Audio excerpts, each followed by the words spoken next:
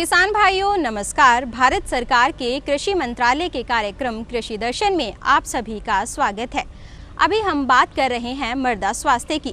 जिस तरह से इंसान का स्वास्थ्य अगर ठीक रहे तो वो सही ढंग से काम कर सकता है, उसी तरह से अगर मृदा का स्वास्थ्य भी अच्छा रहे तो उचित उत्पादन लिया जा सकता है।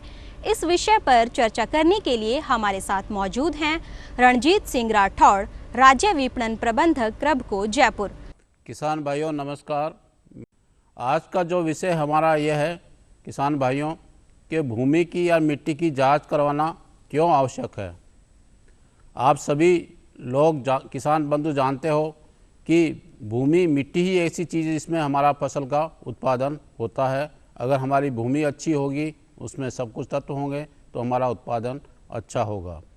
इस चीज़ को समझाने के लिए मैं मुख्य रूप से चार चीज़ों पे बात करूँगा, चार घटकों पे बात करूँगा।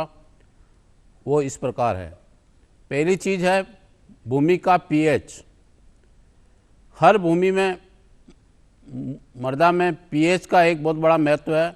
ये एक तरह से एक स्केल होता है जो 1 से लेकर 14 तक होता है। अगर हमारी भूमि का पीएच 6.5 से 7.5 के बीच में है तो वो भूमि बहुत ही अच्छी उपयोगी है फसल उत्पादन के लिए, अच्छा उत्पादन के लिए। दूसरी बात पे आते हैं मृदा की कंडक्टिविटी, ईसी, जिसको हम बोलते हैं ईसी। अगर भूमि में की ईसी 0.2 से 0.3 तक होगी तब तक तो ठीक है। अगर ये बढ़ जाती है तो इसका मतलब हमारी भूमि लवणीय है, उसके अंदर लवण का ज़्यादा वो है, वो भूमि उत्पादन के लिए अच्छी नहीं होगी, या होगा तो भी उत्पादन उतना नहीं होगा।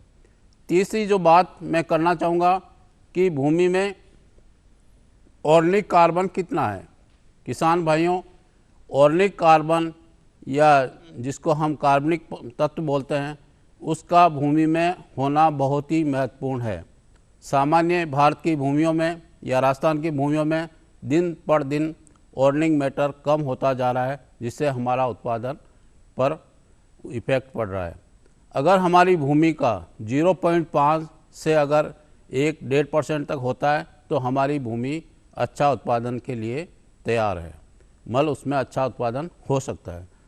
चौथी जो बात है मुख्य, उसमें कि भूमि में कितनी तत्वों की उपस्थिति है, उसमें क्या क्या चीज़ें मौजूद है, उसमें कौन कौन से उर्वरक उपयोग है, उसमें चाहे नाइट्रोजन हो, चाहे फास्फोरस हो या पोटास हो, ये चीज़ें होना चाहिए।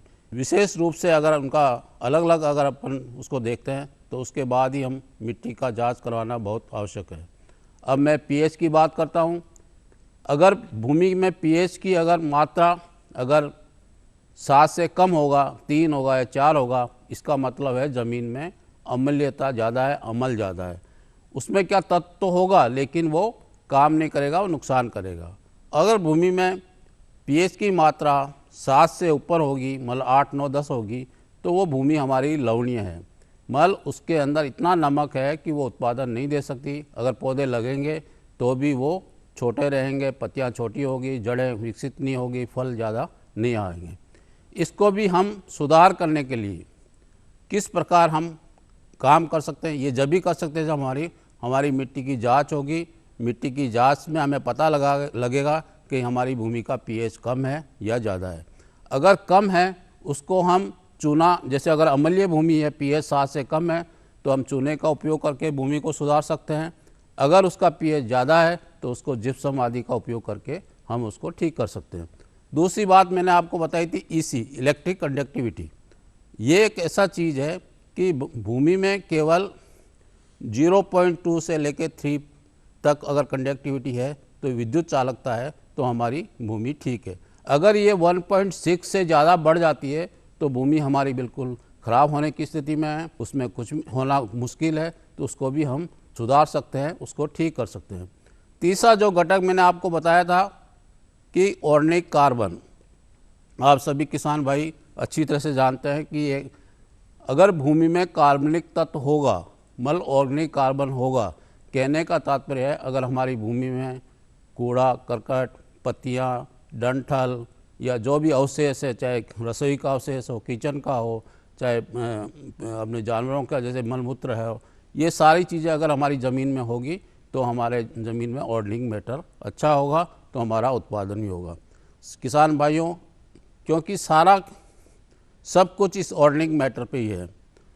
अगर हमारी मात्रा 0.5 से कम होगी तो हमें इसको बढ़ाने के लिए गोबर की खाद का उपयोग करना पड़ेगा, सिटी कंपोस्ट उपयोग करना पड़ेगा, जैविक बायो फर्टिलाइज़र उपयोग करना पड़ेगा, या जो भी चीज़ें हैं उसको हमें बढ़ाना है। और अगर 0.5 से अगर 1.5 है तो हमारी ज़मीन अच्छी है, वो अच्छा उत्पादन दे सकती है। इसके साथ साथ बहुत सारी चीज़ें और भी है ऑर्गेनिक मैटर को बढ़ाने के लिए, कि आप लोग जो भी कूड़ा पत्तियाँ या डंठल या जो होते हैं उसको जलाएं नहीं, उसको ज़्यादा ज़मीन में उसको रहने दें। छोटे जो बायो फर्टिलाइजर्स है, जैविक जो उर्वरक हैं, उनका उपयोग करें, जिससे कि वो ज़मीन में सड़ा के उसको लंबे समय तक रखें और हमारी ज़मीन अच्छी बनी रहे। इससे क्या होगा, एक तो पानी रोकने की क्षमता बढ़ेगी और उत्पादन भी अच्छा होगा। चौथी जो मैं बात कर रहा था आपसे कि भूमि में आवश्यक पोषक तत्व है या नहीं। सभी भाइयों, एक अच्छा उत्पादन करने के लिए फसल के लिए लगभग 17 पोषक तत्वों की आवश्यकता होती है। नाइट्रोजन है, फास्फोरस है, पोटास है, ये तो मुख्य तत्व है ही जिनकी आवश्यकता ज़्यादा होती है। कुछ अन्य तत्व भी है, उनकी भी आवश्यकता होती है। लेकिन जब हम जांच करवाएंगे मिट्टी की तो हमें पता लगेगा इसमें नाइट्रोजन कितना है, फास्फोरस कितना है, पोटास कितना है। उससे ये भी मालूम पड़ेगा कि घुलनशील नाइट्रोजन कितना है।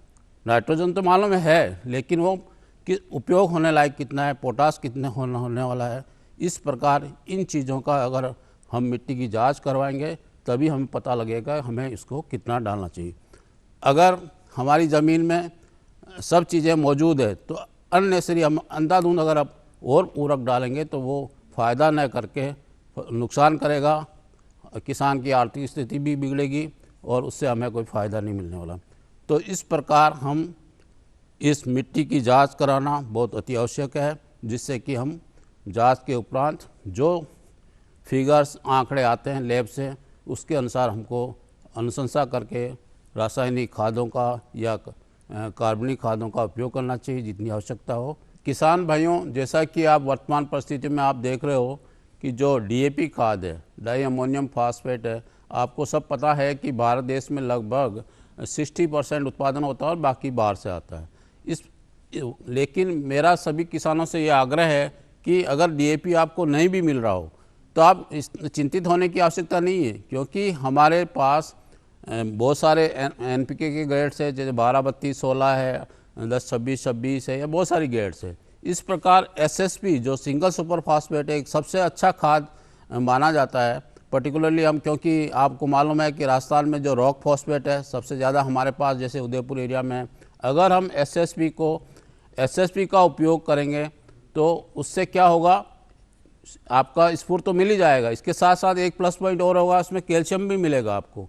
और उसके बाद यूरिया में हमें कोई दिक्कत नहीं है। उसका उपयोग करके एक तो हम ज़मीन को भी अच्छा रख सकते हैं, क्योंकि एसएसपी का एक स्वभाव है, ये नेचर है कि वो ज़मीन को ज़्यादा अच्छा रखने में सक्षम है बनस्पत डीएपी। इसलिए आप लोग अगर डीएपी नहीं भी मिल रहा हो तो बिल्कुल कतई चिंतित न हो।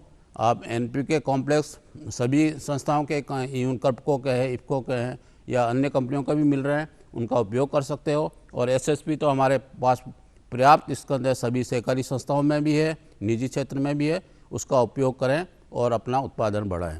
ये एक बहुत अच्छा आज के समय में एसएसपी का अपने को उपयोग बढ़ाना चाहिए, जिससे कि हमारी एक तो मिट्टी की दशा भी सुधरेगी और हमारा उत्पादन भी अच्छा होगा। ऐसा नहीं है, एक्चुअली आप सब जानते हो कि जो डीएपी है, जो जिसमें हम 18% नाइट्रोजन होता है और 46% स्पोर होता है। डीएपी खाद का भी स्वभाव ऐसा है कि ज़मीन में हम जहाँ डालते हैं, मतलब अगर हमारी जो जड़ें हैं या पौधा जहाँ पहुँच जाता है वो उसको लेता है, अगर नहीं पहुँचता तो वो वहाँ पड़ा रहता है। और हमारी ज़मीनों में विगत कई सालों से हमारे किसान डीएपी खाद का उपयोग कर रहे हैं, एनपीके का खाद का उपयोग कर रहे हैं, तो वो ज़मीन में पड़ा भी है। तो आप जब मिट्टी की जांच करवाओगे तो आपको इसमें पता लगेगा इसमें नाइट्रोजन तो है, फास्फोरस भी है, लेकिन वो अवेलेबल फॉर्म में नहीं है। इसके लिए मैं सभी किसान बंधुओं से ये आग्रह करूँगा इस अवसर पर कि वो जैविक खादों का, जैविक से मतलब स्पेशली बायो फर्टिलाइज़र, जैसे आपका NPK है या PSB है, इनका उपयोग करें और इसके जिससे कि वो पड़ा हुआ खाद भी वापस फसलों को मिलने लग जाए। और उससे हमारा एक तो ये होगा कि DAP की कमी को भी हम महसूस नहीं कर पाएंगे और अच्छा उत्पादन ले पाएंगे। किसान भाइयों, जो मुख्य मुद्दा हमारा है कि आप सब लोग जानते हो कि देश में रासायनिक खादों का चलन डे बाय डे बढ़ता जा रहा है, लेकिन हमारे किसान बंधु अपनी भूमि की, अपनी मिट्टी की जांच नहीं करवाते हैं, अंधाधुंध एक दूसरे को देख के खादों का उपयोग कर रहे हैं। तो आप सबसे मेरा आग्रह है कि भूमि की, मिट्टी की जांच करवाएं। जांच कराने के उपरांत जो अनुशंसा हमारे कृषि वैज्ञानिक या कृषि विभाग देता है उसके अनुसार उनका उपयोग करें। अगर ऑर्गेनिक कार्बन कम है तो उसमें ऑर्गेनिक कार्बन बढ़ाने के लिए कंपोस्ट खाद है, गोबर की खाद आदि का उपयोग करें। अगर नाइट्रोजन उसमें पर्याप्त है तो अतिरिक्त नाइट्रोजन नहीं डालें। स्पुर भी ऐसे ही है। और छोटे छोटे तत्व भी जो माइक्रोन्यूट्रिएंट्स जिनको बोलते हैं, जैसे सल्फर है, मैग्नीज है, जिंक है, उनकी भी अनुशंसा होती है, उनसे अनुसार उपयोग करें। यहाँ तक क्रप को भी अपनी लैब के माध्यम से आप तक ये मिट्टी की जांच करवा रहे हैं, तो आप जांच करवाने के उपरांत ही खेती किसानी में रासायनिक खादों का उपयोग करें। तो किसान भाइयों, आज की जो बातें मैंने आपको बताई, मिट्टी की जांच, आप सबसे पहले मिट्टी की जांच करवाएं। इसमें जो अनुशंसा आती है उसके अनुसार रासायनिक खादों का उपयोग करें। अगर ऑर्गेनिक कार्बन अगर आपकी ज़मीन में कम है, उसको बढ़ाने के लिए देसी खाद, कंपोस्ट, वर्मी कंपोस्ट आदि का उपयोग करें और अपना उत्पादन बढ़ाएं।